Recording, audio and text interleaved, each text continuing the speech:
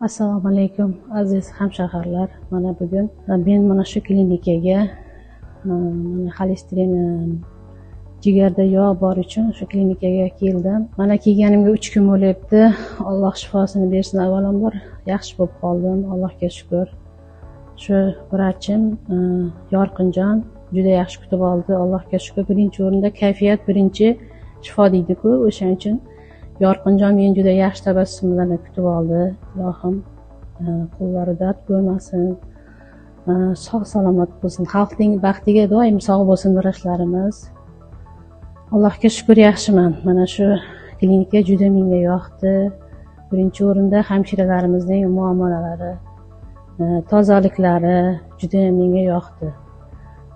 Mana shu klinikada barcha ishlayotgan xodimlarga o'z minnatdorchiligimni bildirib qolaman.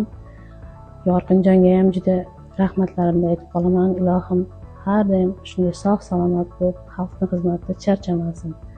Ilohim hech kim kasal bo'lmasin, avvalambor onalarimiz kasal bo'lmasin hech qachon. Hamma sog' salomat bo'lsin. Har doim hammamiz Allohning panohida bo'laylik. Mana shu klinikaga keling sizlar, mana shifo topib keting sizlar.